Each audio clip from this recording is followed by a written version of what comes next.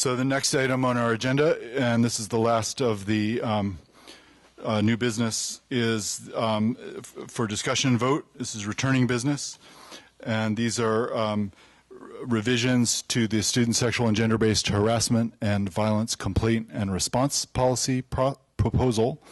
And we've spent an hour or so on this, of Senate time on this so far, and Merle and the committee have spent many, many more hours than that on it. And so I just want to, thank you very much for your help on this, and also thank the other members of the committee, Jennifer Fried, Mackenzie, I'm not sure I remember her last name, Melissa Barnes, and Phyllis Barkhurst, and Darcy Heroy. And I'd also like to thank, see, I'm not doing that badly. I'd like to thank John Bonine for his help, and Missy Matella from the General Counsel's office. Merle's going to give a quick summary of this, and then some of the people in the committee will speak, and then we'll open it up for discussion and then vote. And I think McKenna Doherty was the other person, so make sure we get her in there. So I want to start by thanking you all for bearing with us, really, as we took this policy before you and then took it away and got buy-in from both our committee and the administration, so we all feel good about it. So we do anticipate that President Schill will sign the policy in the state it's in. I think I said at the last Senate meeting that I was at that at its core, this version is really very similar to what you voted on unanimously in your meeting in November.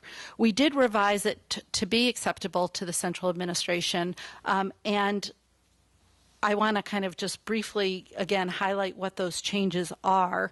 This policy has been up on the Senate website since last week. I hope you've had a chance to look at it. We do anticipate one friendly amendment and certainly at least one statement by a committee member to clarify the legislative history. And we, as a committee, welcome those amendments and those statements.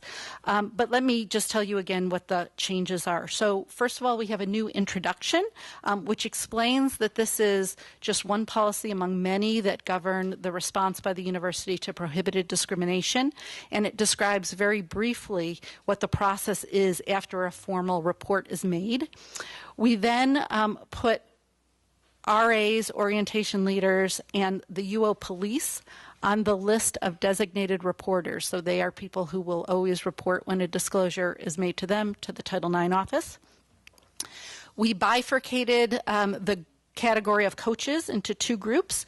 Designated reporters include all NCAA intercollegiate sport coaches, but a coach below the level of head coach is going to be a student-directed employee, not a mandatory reporter, when a student athlete on that coach's team discloses having experienced prohibited discrimination to that coach.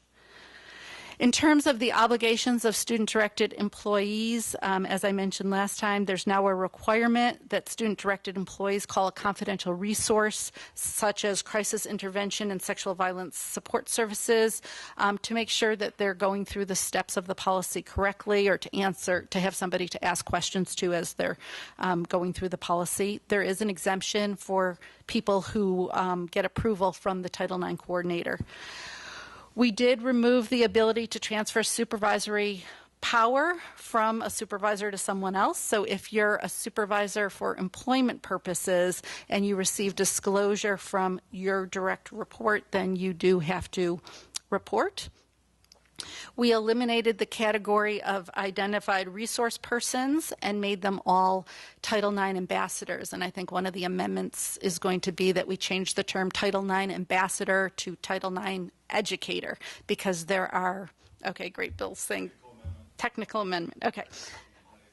Okay, because there are other sorts of ambassadors at the university. So that's really about it. We ended up coming up with a list of other issues we think the Senate should look at. So we're finishing up a memo, and we'll forward that to Bill to put up on the website within within the next month or so.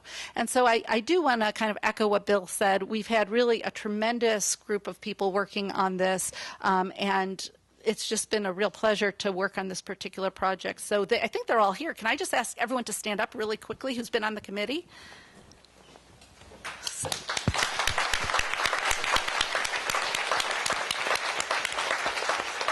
Thank you. And I want to echo what Bill said about John Bonine, who's been a tremendous help, and Missy Matella, and the Assistant General Counsel, has been a tremendous help. And Kevin Reed and President Schill have also been very helpful throughout this process. So thank you, everybody, and I guess I'm here to answer questions. So I would like to ask Jennifer Fried if she has any comments she'd like to make. Yes, so can you all hear me? Is this on? Okay. We've had a long road to get here, and I am extremely pleased that we're at this point. I believe that if we pass this motion as we passed the motion in the fall, that it will be signed, and I think it's an extraordinary achievement. Because of the nature of the research I do, I go around the country and talk to people about trauma and disclosure and response to disclosure and Title IX and such things. And the number of questions that I receive regarding reporting policies is remarkable. It is the main thing people will ask me about because faculty all over the country are struggling with what they perceive to be a conflict between their understanding of their duty to students and role as educators, and for those who know about trauma, their understanding of what trauma survivors need with various educational institutional policies. And I think this policy will serve as a model for the country. And so I'm very proud of what we've done, and I'm very glad that we have worked the process we've gone through, the town meetings that we've had, and I want to really thank the Senate for its help and patience with us. Thank you, Jennifer. And Melissa, I think you would like to make some comments as well. You can come up if you'd like.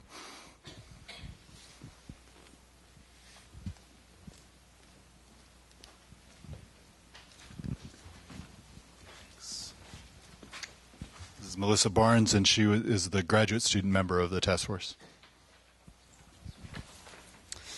Thank you. It's probably easier for me to just come up here instead of all of you trying to face back there.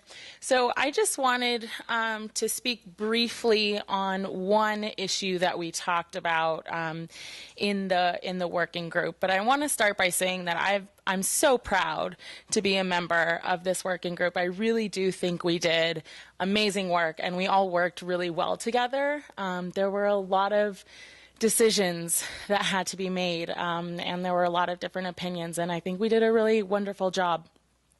So I do expect the Senate and President Schill to sign off on this and put the institution on the right side of history on these issues. One important aspect of this process was negotiation and compromise. And as with all compromise, some decisions were easy and some were fairly uncomfortable for some people. And I wanted to briefly identify the one compromise that was most uncomfortable for me so that it could be on record. But I do want to voice my full support of this policy. So the question at hand is one of the changes that was made in this last version. Are UOPD officers designated reporters or student-directed reporters? There were multiple points of arguments for each side and each choice. Ultimately, the administration required that the UOPD be on the list of designated reporters. That was one thing that wasn't really negotiable. And I'm still opposed to this request, but in support of the policy as a whole. Taking time to reflect and talk with the working group about this, I realized that we had to do everything possible to get this policy back to President Schill's desk. So it was a compromise on my side, but I think it's worth it. So my opposition was wholeheartedly a concern about further isolating students of color. We're talking about UOPD, not talking about EPD because we don't have any control over that. And regardless, my opinion was that regardless of police presence and behavior on our campus, students of color have likely had interactions with other police officers and already have in mind what police officers stand for. For me, requiring UOPD to report all reports of sexual violence to the Title IX coordinator may perpetuate a system of mistrust rather than work toward building trust, especially with students of color. Ultimately, I do think this decision will have implications, both positive and negative, that we can't see, we can't foresee. I think this is one of the parts of the policy where we would have to revisit it multiple times.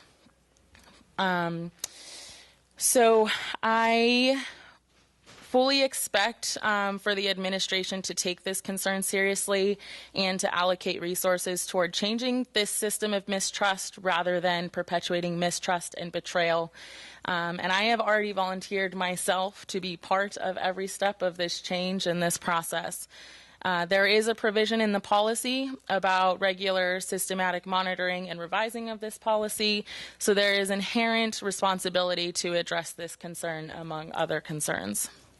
To reiterate quickly, I want my concern to be part of the official record of this policy, and I want to create accountability for the administration and others on this campus to continue working on these concerns and issues. With that being said, our goal was a trauma-informed, survivor-oriented policy that would serve as many students as possible. And I think that our policy is on top of the pile nationwide. I think we did a fantastic job, and as Jennifer said, I do think this will be a model for the rest of the nation, and we can just build upon what we've created here. But I do expect the work to be continued once this policy is approved by the Senate and signed by President Schill. Thank you.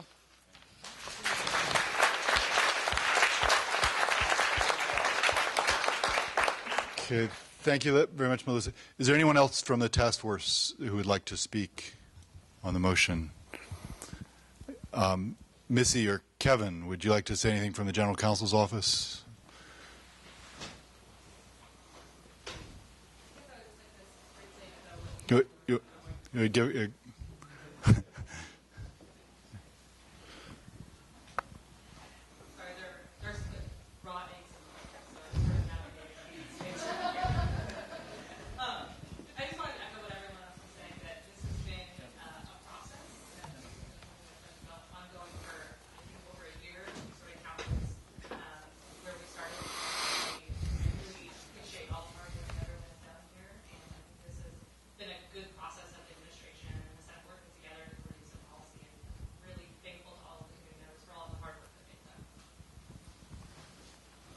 Okay, I'll open it up for discussion by the Senate.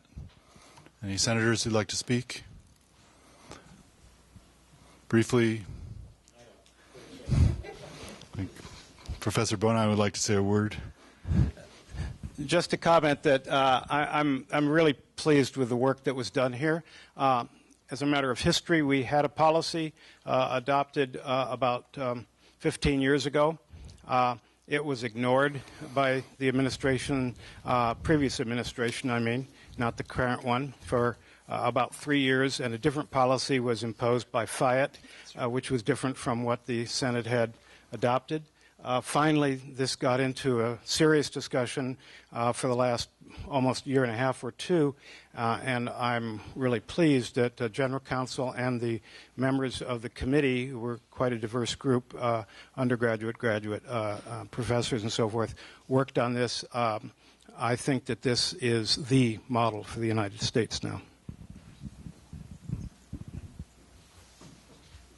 Chris?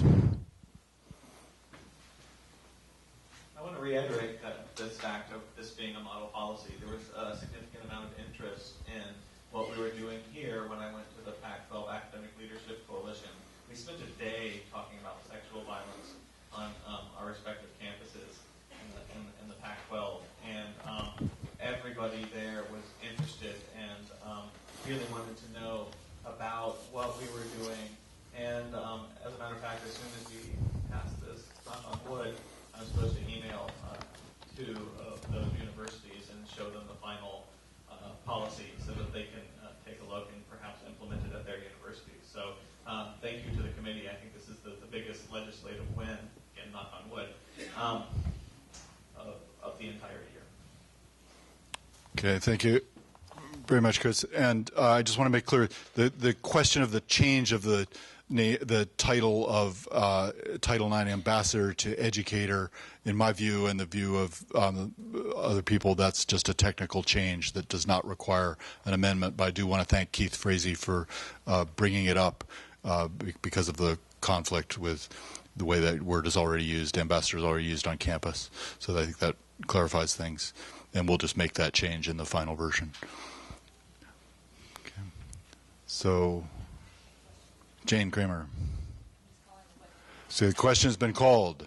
Second. Okay. So all in favor of this new policy, the best of all possible policies, or at least the second best. All opposed? Okay. Passes unanimously. Thank you very much.